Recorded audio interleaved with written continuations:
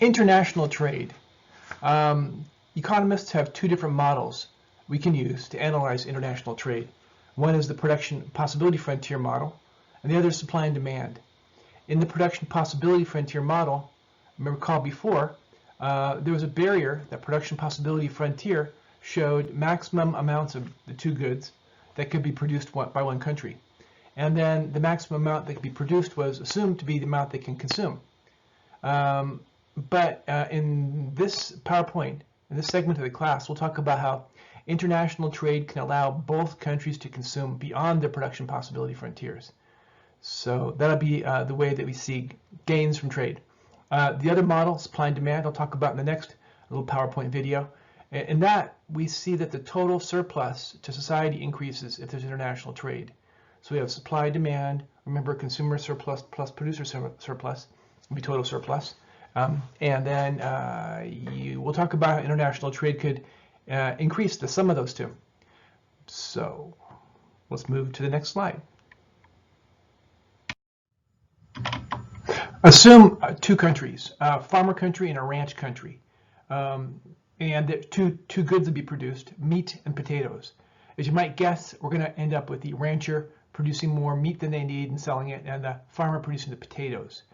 But we want to make a distinction between absolute advantage and comparative advantage. So in this example, we're going to assume that the rancher country is better at producing both goods, could produce more potatoes in a given amount of time, and a lot more meat in a given amount of time than the farmer.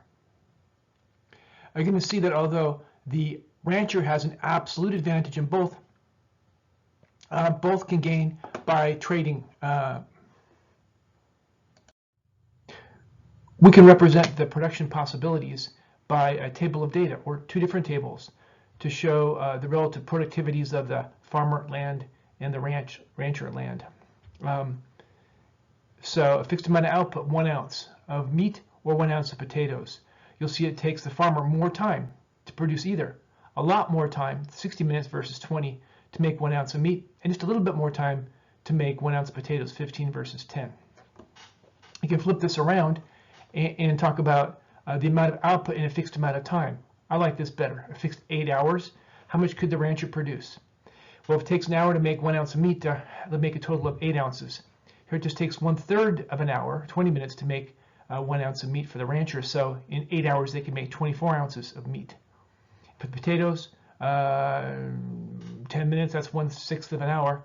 So 6 times 8 is going to be our 48 ounces that the rancher could make in a given day of 8 hours.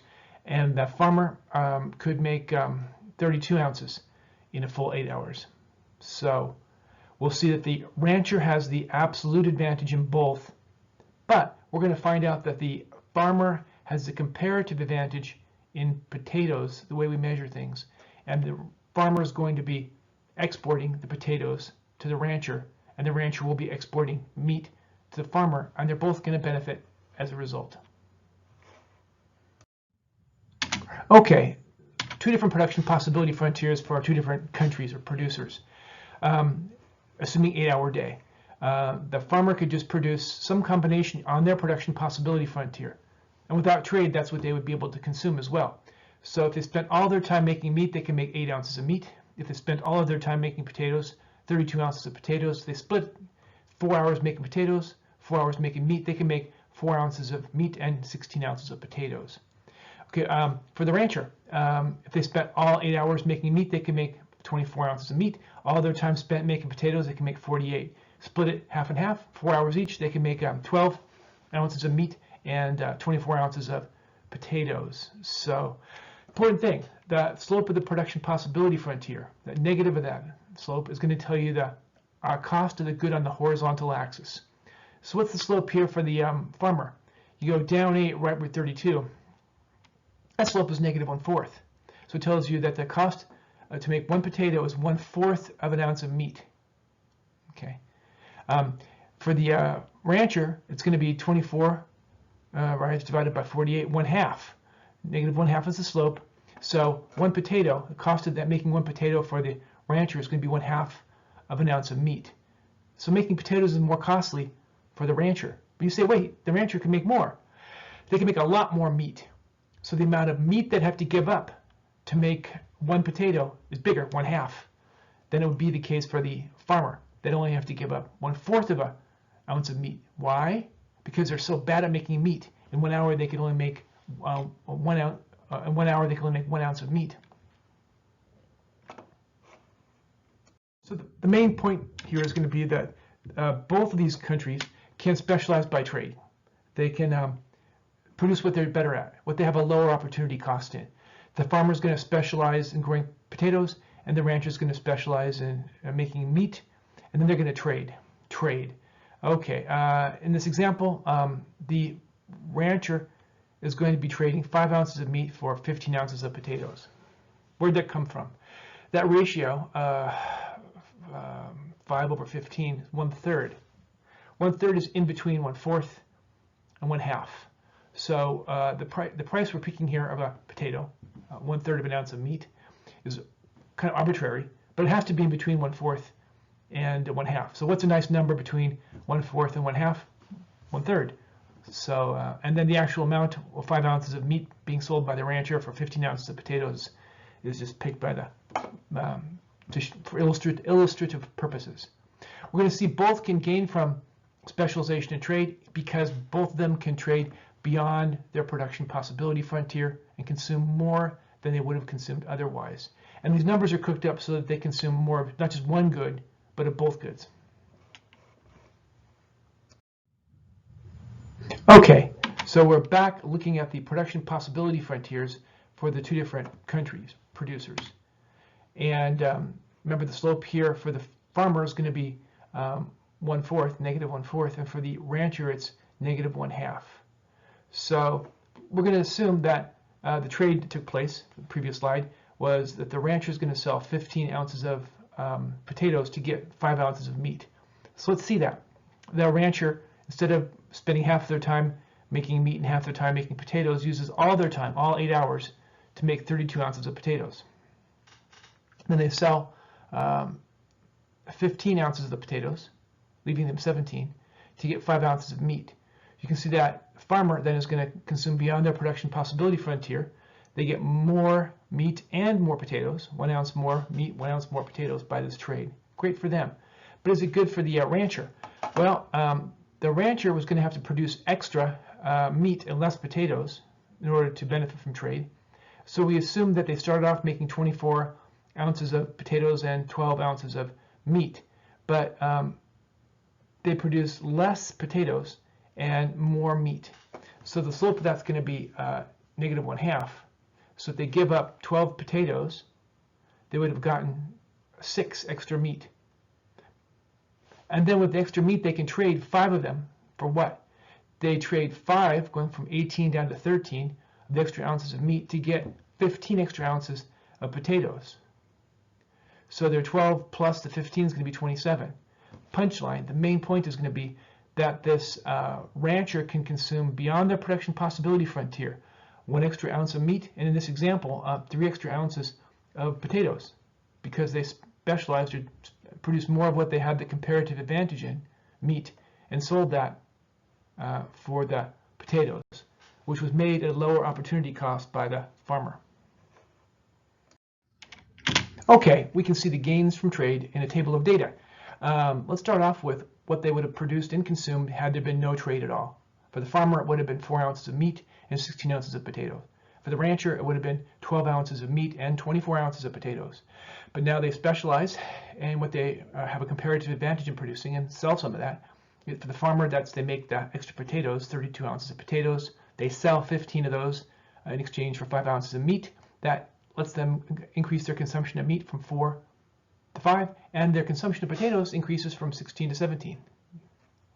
Gains from international trade. For the rancher, they would have been producing and consuming 12 ounces of meat and 24 ounces of potatoes. But with trade, the rancher spends more time making the meat, and they make an additional 6 ounces of meat, but they gave up the chance to make these 12 ounces of potatoes. They sell 5 ounces of the meat to the farmer, so 18 minus 5 is down to 13 ounces left to consume, in exchange for 15 ounces of potatoes. So the 12 that they grew plus the 15 that they traded for gives them 24 ounces of potatoes. So in the end, the rancher can consume 3 more ounces of potatoes per day, and the rancher can consume 1 more ounce of meat per day. So gains all the way around. Why? Because these two producers, countries, specialize in what they have a comparative advantage in. So notice we had created the numbers so that one of the producers would have an absolute advantage in both, but in the end have a comparative advantage in only one thing. So absolute advantage means you can produce a good using fewer inputs or less time than the other producer. But to look at comparative advantage, which we think determines real world trade in theory and in the real world too, look at opportunity costs. So it's what has to be given up. So remember that the farmer was giving up less to make a potato because they were so slow at making meat. So they're giving up less meat, 1/4 of an ounce of meat, to get 1 ounce of potatoes. Where for the rancher, they have to give up more meat, 1/2 of an ounce of meat, to get one ounce of potato. Another table of hypothetical data. So here we have opportunity costs. For the rancher, for 1 ounce potatoes, for the rancher, 1 ounce potatoes was 1/2 of an ounce of meat. For the farmer, it was only 1/4. What's that mean? Well, if the farmer was going to make meat instead, they'd have to give up 4 potatoes. But the rancher would only be giving up 2 potatoes. So we see that the opportunity cost of 1 ounce of meat is lower for the rancher, because 2 is smaller than 4, and the opportunity cost of 1 ounce of potatoes is lower for the farmer, 1/4, than for the rancher. So the farmer has the comparative advantage in potatoes, and the rancher has the comparative advantage in meat. Why? Because the cost of 1 ounce of meat is lower, 2 is smaller than 4. For the rancher, for the farmer, the cost of 1 ounce of potatoes is going to be less, 1/4 of an ounce of meat, than for the rancher. The definition, comparative advantage. A country has a comparative advantage in something that they can produce it with a lower opportunity cost than the other country can. It might be because they were so bad at the other good. So the farmer has the comparative advantage in making potatoes because they were so bad at making meat. The principle of comparative advantage, the 2 countries can gain if they specialize in what they have the comparative advantage in and export that. So one producer, country or a person, can have an absolute advantage in both goods, but cannot have a comparative advantage in both if there's 2 goods. So for different opportunity cost, one person has a comparative advantage in one good, then the other will have a comparative advantage in the other. Once again, comparative advantage determines who gains from trade. So at a given time period, both countries can gain by trading with each other, and that allows them to consume beyond their production possibility frontiers. But this model doesn't show potential losers. So for example, if you're importing a good, the firms that produce that imported good could lose. And if you're exporting a good, it makes your domestic price go up. The consumers of that good in your country could lose. This model doesn't show that. You'll see that the next model with the international trade in supply and demand. Opportunity cost of one good. So remember that for the rancher, the cost of 1 potato was 1/2 of an ounce of meat. So to make 1 potato, they'd have to give up 1/2 of an ounce of meat. That means the cost to the rancher of making 1 ounce of meat was 2 potatoes. Okay, so summing up some things we previously mentioned, trade can benefit both the individuals or countries. The price is going to be in between the pre-trade opportunity costs. So remember we had that the cost of 1 potato being 1/3 of an ounce of meat, which was in between the 1/4 and the 1/2. Comparative advantage explains interdependence, and then the gains from trade. Interdependence is something we could focus more on than the textbooks do. In the past, you'd say how interdependence is a good thing. If we trade with a country, the United States trades with a different country, we depend on them and they depend on us. We become mutually interdependent. And the story I've been telling for decades has been that this would reduce the chance of conflict and war. If we depend on them and they depend on us, then less chance we'll fight each other. For example, it's France and Germany. They became more integrated with the European Union. So now if there's potential war between France and Germany, some French companies own buildings in Germany and German companies own buildings in France, who would oppose war? Everybody. The French would say to their government, don't bomb those buildings in Germany, they're ours. And the Germans would say to their government, don't bomb those buildings in France, we own some of them. So the idea is interdependence could reduce conflict. But recently we've seen it also leads to more fragility. When, for example, if you have an epidemic and you need face masks, and the face masks are made in a foreign country and you can't make them domestically, that can be a big problem. So that's something in our theory, both the production possibility frontier model and the model based on supply and demand really is silent about. So real world trade and theoretical trade, U.S. imports goods. That means that they're goods made in foreign countries which we bring into the U.S. and buy. Our exports, goods that we produce and we sell in foreign countries. So imports and our exports. Oh, you know, in the real world, we've had a trade deficit for a long time, meaning we're importing more than we're exporting. How is that possible? Foreigners like to invest in the U.S. So if Chinese come and buy U.S. property or U.S. buildings, they're spending the U.S. dollars they got by having a trade surplus with us by buying assets here. So the fact that there's an investment inflow of funds into the United States means we can continue to have trade deficits because foreigners don't need to use their dollars they get by selling us goods to buy U.S. made goods. They can buy our assets, whether it be buildings or bonds.